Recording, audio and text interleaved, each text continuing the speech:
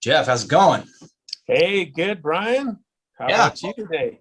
I'm doing great. I'm ready to get it on because we had another topic scheduled for today, and one of these old things from our past reared its ugly head yet again. So we're going live today to finally, well, hopefully finally put a nail in the coffin on this stupid study, all this stuff that's been drugged back up from years ago. So anyway, that is a precursor. I'm going to turn it over to you. So what's going on? Let's just bust some myths. We got to go back years and years and years ago when I first introduced KreAlkalyn. So it was 2001. It was at the Anaheim Expo West show.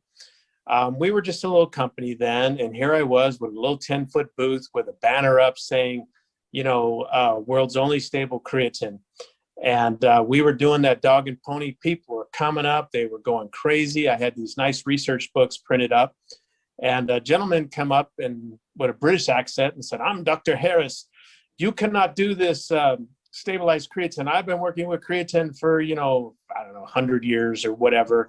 And it can't be done." And he grabs my book and he runs off. So I'm like, well, I don't know who that dude was. Show went on. We continued to talk to people. People were so excited and interested. And, in these shows, they say the show is now closing and they start to dim the lights. Well, this gentleman came back and I'm like, oh boy, I'm too tired to fight, And he goes, "I got to apologize. You did it. I've been working on this for, 30 years and you figured out how to stabilize creatine. Congratulations." And he walked away. Wow. And what year was this again? That was like 2001. I want to say it was, what was that expo? Somewhere like March or something. I think I just got the patent pending in February. So literally it was like the next month and, we were there. Well, and just to help set the stage for that, Dr. Roger Harris, I remember if you go back and look at some of the original creatine research from the 90s era, his name is all over those things, Roger Harris. Oh yeah, he's a big time, very, I admire the guy. I mean, he's done more research on creatine over the years than anybody.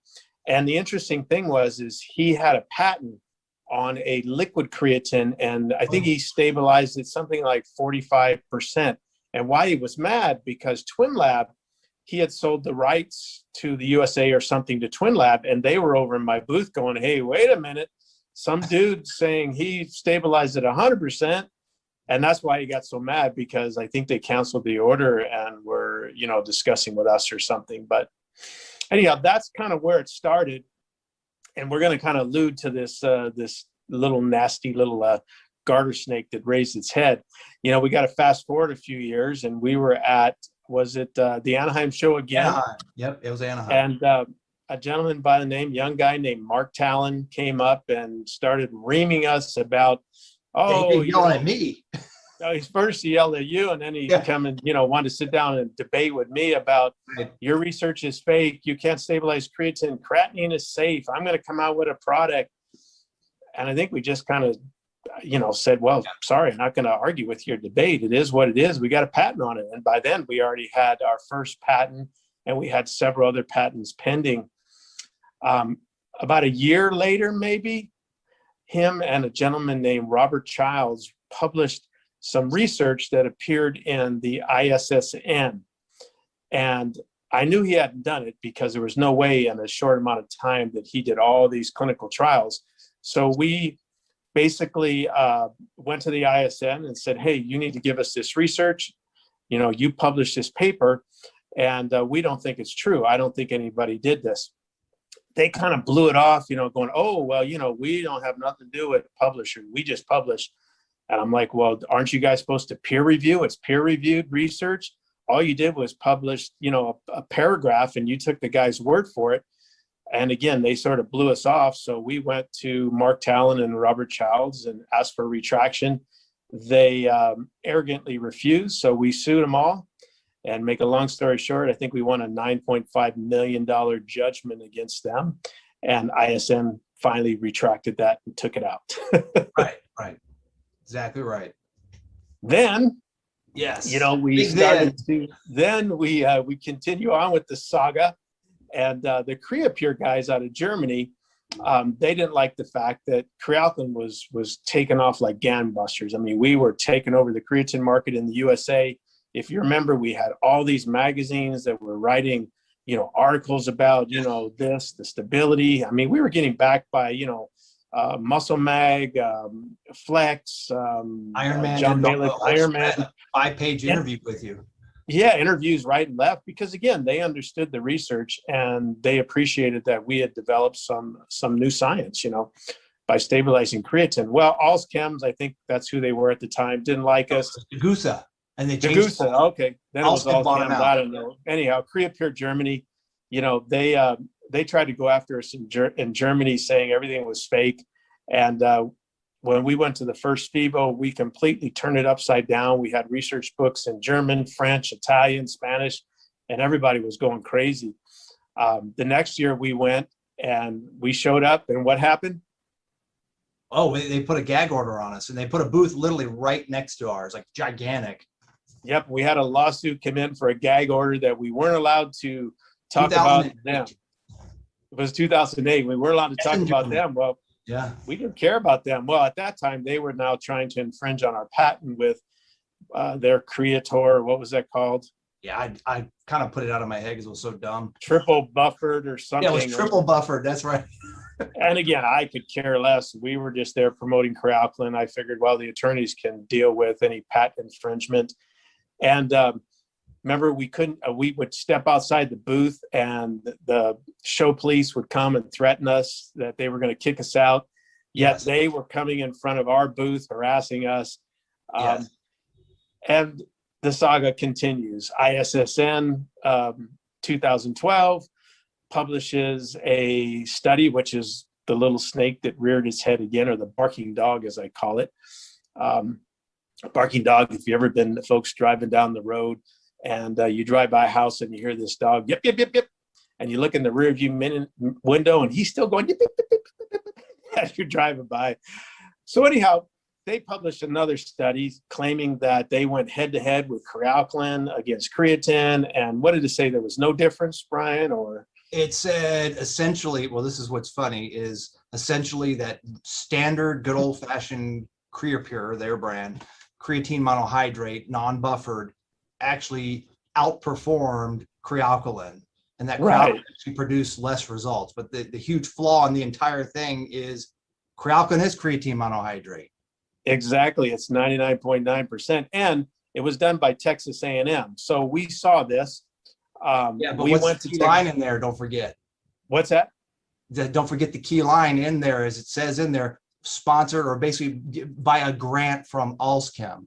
Well, that came after we went to Texas A&M when we said, hey, you guys published, so again, another study in ISSN, which is a bunch of fake stuff as far as I'm concerned.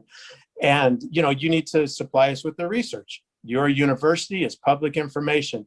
They came back with this long 10-page letter stating that, we don't have to give it to you and, yada, yada, we refuse. So we went to the DOJ because, again, this is criminal. You cannot publish research and then not present the data. You can't just put a paragraph. So we went to the Department of Justice in Texas, and they agreed with us, and they went to Texas A&M and said, no, you have 30 days to give all the research or else. Well, out of that, we found out, they then said, well, hey, look, Texas A&M, oh, we were just paid to publish or to do this work. It was a bigger study, and we had nothing to do with writing the article. And by the way, it was funded by the KrePure guys. Oh, now wait a minute. That's a little biased. So then in a week later, the KrePure guys, which I think was Allschem at the time. Allschem, yeah. They sue the DOJ trying to block them from making Texas A&M give us the research. Can you imagine that? Somebody's suing the Department of Justice?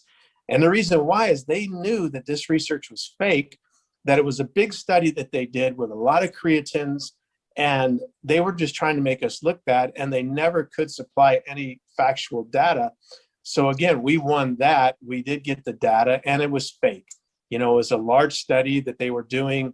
It was very biased because they wanted KrePure to look good. But at the end of the day, you know, KreAlkalyn is creatine monohydrate. All we did was we fixed the flaw of being unstable. So to say that it works just as good, oh, okay, that's your opinion. To say that it works better, that's fake. And as you remember, you know, back when we released, people were telling us this was a fad, it wasn't going to stay. You know, creatine is the king daddy. Well, KreAlkalyn is the #1 selling KreAlkalyn, or creatine. It has been in the USA for some time. We've taken over Europe. We're running rampant, you know, just about everywhere in the world. And here we are 20 years later. I don't know how long a fad lasts. Does it last 20 years? That's a heck of a fad. I'll take it. Yeah. And, you know, the fact is KreAlkalyn has more research on by any one company than anybody. And I've said this before, and people come out of the woodworks and go, oh, creatine has, you know, 200, 300, 5,000 studies. Yeah, by 5,000 different people. We're talking about published research, peer-reviewed, published in legitimate periodicals.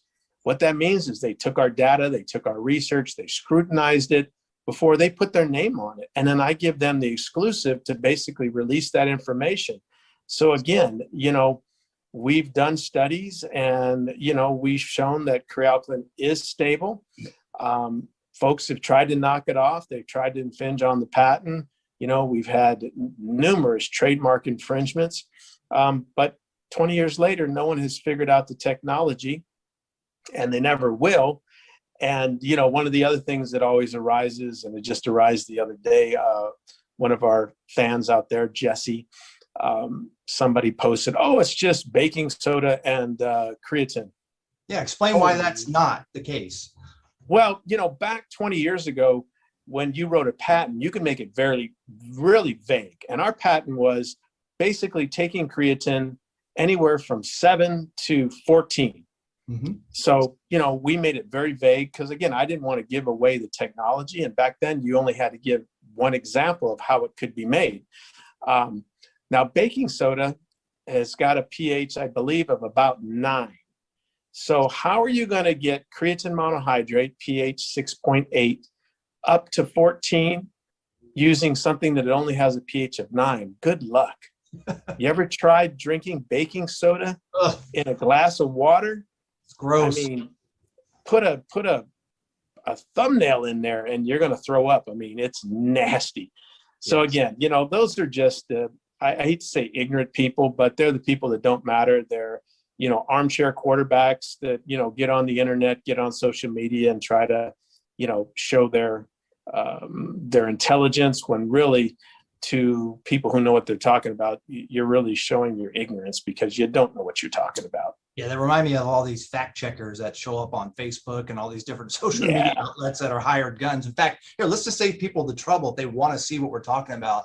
The study is actually called, I just looked up while you're talking, a buffered form of creatine does not promote greater changes in muscle creatine content, body composition, or training adaptations than creatine monohydrate. And it's by JAGIM. There's an Oliver, a Sanchez, Galvin. There's a bunch of names. But anyway, if you look up that title, it'll pop up in the search engine. This is the one that everyone likes to reference, telling everybody how stupid they are to use KreAlkalyn because this study debunked the whole thing and just blew it all apart. Yet most of these people don't even use creatine. Again, you know, people just like to argue. It's like anything. When you're a success, a friend of mine told me a long time ago, matter of fact, it was Carl Lenore from Superhuman Radio, said somebody told him when he first got into broadcasting, when he had the first negative comment, he was all freaked out. And his friend said, you know what, you know you're a success when you have negative comments. Yeah. And, you know, we have from day one. I mean, I was the one brought creatine to the marketplace. In the first place, people want to argue and debate that. They want to debate the stability. You know, if you remember in the beginning, everybody was saying creatine was stable, and then they finally had to accept my research. I was pointing to the Merck going, look, the Merck index says it's not stable. Oh, the Merck is wrong. Now everybody's agreeing. And, you know, all these people have stole our 1.5 grams, no loading, no bloating, no side effects. I mean, it's kind of funny how we substantiated all that in our research, but they just kind of copied it. And again, 20 years later, if you've used KreAlkalyn, it works. I mean, and if you haven't, you need to try it. I mean, especially now where there's a shortage of creatine and all your creatine comes from China. As a matter of fact, there was a point in time when KrePure had trouble keeping up with production. And I was told by someone who worked there that they had Chinese creatine available. They were actually making it in China. That was maybe, I don't know, 10 years ago or something. So there you go. Right. Well, and I guess if we want to just throw a little more gas on this fire to put this thing to bed, and I have the documentation saved and you have it too, is around the same time that this thing came out, around 2011, 2012, that same company who happened to sponsor this was getting ready to release what? A buffered creatine product. And actually, if you read the verbiage in there, it sounds like they just basically copied off of our websites, essentially what we would say about stability of creatine and that sort of, it was all in their literature. They were going to launch it into the US, had European patents, which you got revoked. And that never saw the light of day here, but I've still got all the data, sheets, everything saved right here on my computer with their logos on it. I got it straight from them and their websites. Well, it is. And it's kind of disappeared. It is. And, they tried a couple times in Europe under a couple different brands and it died. And then, that was when we had the gag order. And they were going to release it. And it's kind of funny because we have screenshots from their website starting from day one saying that our creatine does not convert to creatinine. Then pretty soon they went and kind of loosened up and said, well, all other creatine converts to creatinine, not ours. Then they said, oh, yes, well, ours is stable as a powder, but when it hits solution, it doesn't convert. And, and again, everybody wants to debate the conversion time, but at the end of the day, it's not stable. And I don't care whether you get 1 milligram or, 10 grams, creatinine is a bile waste. It's what causes all those nasty side effects that nobody wants from creatine. We have never once said that creatine monohydrate does not work. We said it is the only form of creatine you should use. Correct. Don't use HCl and AKG and the one CEE and the one that you made up, that GACIC or whatever. But it has a flaw. It's not stable. We fixed the flaw. So it's like going from a VHS movie, if you guys remember VHS, those movies going onto a DVD and then a DVD to a Blu-ray. It still works, but you got all these flaws and side effects. I did a video once several years ago, kind of used the analogy of cell phones. I had all my old cell phones and I had the old brick and the flip phones. And it's like, these still work, but you go ahead and use these if you want, but I'm going to use my new iPhone. And even now I would not use my iPhone 3. Still works. I'm using my 10 or 11, whatever I have, because again, the technology is better. They continually fix flaws where that's what we did. We just fixed the flaw of creatine monohydrate, and people could not stand that some no-name guy out of Billings, Montana was the one that figured it out, where the top people in the world have been trying for years to do so, and they did not. Right. A friend of mine, Bob Fritz, very well-known researcher, he made all of the muscle milk formulas. He did Twin Lab. He worked for NASA. And he was the first one to come to me when he saw the patents and basically said, daggone it, man, you did it. Congratulations. He goes, me and everybody else. I mean, all these people have been trying to do this. And I want to be the first to congratulate you, where all the other little armchair quarterbacks, all they wanted to do was, try to debunk it and, talk smack. But again, opinions are cheap. The KreAlkalyn is still going strong. I mean, we produce, about 10 million of those little purple caps a month. And, I've used it for 22 years. Again, I knew about it long before I released it, and I continue to use it. And there is no better technology to this day, for creatine. Right. Totally agree. Well, again, obviously on here live in front of the world, we're not afraid to bring this up ourselves. Right. People that maybe have never even seen it, but I'm telling you, go look for the article and read for yourself. The key now is that you know the backstory behind why this says what it does, because I guess they've done a good job with search engine where you search, for Kre-Alkalyn, and this will pop up eventually somewhere in there. And there's always some smart guy that comes out of left field and, oh yeah, well, what about this? Like we've never seen it before. And this is like the millionth time. So we're just doing it ourselves and preempting everyone. Go look for it, read it, do your own research. If you have any more questions, I'd love to hear some feedback on this. What do you think? Yeah, and we're full of it. I'm just showing you the evidence. Yeah, and go to allamericanpharmaceutical.com and look under Kre-Alkalyn and look at all of our published research. Again, I have a lot of in-house research I've done, and that's kind of what this study. This is an in-house research. When you pay to have something done, it's really in-house. It was to promote your product. The in-house research we did is good, but people go, oh, it wasn't peer reviewed.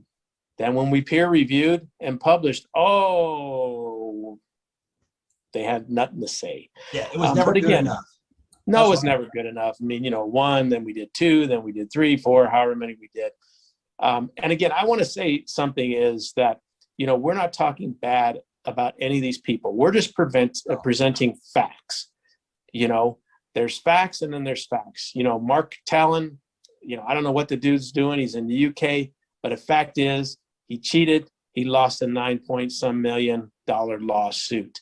There's a reason why global patent offices have granted Kre-Alkalyn patents, and the international ones are a lot harder to get. As a matter of fact, we were pending in Canada for almost 7 years, because that's how long it took them to make sure that this was legit. It worked. No one had ever done anything like it. So again, you look at all the patents around the world on Kre-Alkalyn, that speaks for itself. It's hard to get a patent if you haven't actually invented something and you can't prove that prove with legitimate research that you can substantiate the claims that you're making in that patent. Right. That's exactly right. Actually, here, real quick, watch this. I just remembered. So this is the Merck Index. Ah, yeah. This has got pretty much every known compound ingredient on the planet, and it's a scientific reference. So if you're into biochemistry, you're a chemist, all kinds of fields in the STEM category, they're going to use this book as their Bible. This is their holy Bible. And right in here, if you look up creatine and creatinine, it flat out says that creatine will turn into creatinine. It says it is unstable. And then we've had people tell us this was wrong. Yeah, exactly. I mean, that is the, we always say the Bible of chemistry. I mean, but, it's like anything. People can give their opinions and say the Bible's wrong, the Declaration of Independence is wrong, any official document is wrong. And again, that's your opinion. You're well open to it. Yeah. But here it is right here. Oh, there you go. Yeah, right there. Creatine. Let's see. Creatinine is like that next paragraph up. I mean, here's what it looks like on the inside. You can read this for yourself. It flat out says what we're sitting here telling you and what these stupid studies don't know. So after, I don't know, what have we been dealing in creatine now for 30 some years? I mean, I am an expert on creatines. I synthesize it. I synthesize creatine monohydrate. We weren't the first to do it in the USA, because at first I contracted Fansteel Labs to start producing years and years ago, long before EAS for Cow Farm, and then under a lot of different private label brands, including Marathon Nutrition and All American Nutrition, one of our brands. So again, we've been working with it for a long, long, long time. Sure. And that's it. That's the facts. Yeah. Hopefully don't like it. Well, and I'm sure there's people that are going to see this and think, oh, those guys are lying. They just want to sell more product, whatever. Well, number one, we're a business, so sure, why not? Yeah. But I'm just saying, do your own research, do your own facts beyond. If there's one thing I've learned in life, this too, there's always two sides to every story. Well, this is the other side that you get to see beyond these silly studies and what these armchair experts and industry experts keep saying. I just want to use the best as the best. And if you are an athlete, as I have said since day one when I got into this industry, Don't take my word for it. Try it. Yes. I mean, if you're an athlete like me, you're in tune with your body. I know what works and what doesn't. Try it. Oh, and you're going to go, oh, that's a way for you to sell more product. No, I'm saying email me, Dr. J, DRJ at ALLAMPH.com. I'll send you a sample for free. That's how confident I am. I'll give you a little info on it. Take it for a test drive. Now, if you're a chemist, go test it. You know, get the Jaffe reaction. You can get it from Sigma Labs and do like all the hospitals do and run the conversion yourself and find out that creatine is not stable. Right. I mean, well, I don't know much more we can say at this point. I probably should let you get going and back to their lives and ask for that sample or go to wherever they're going to buy the KreAlkalyn from, but we could give a money back guarantee on top of it. But all that is to say is hopefully, finally, this puts it to bed. I hope so. Probably not. But at the end of the day, you know, at least some people who watch this will get the truth and get the background to how we even got to that stage. You know, it's all about jealousy. It's all about taking market share.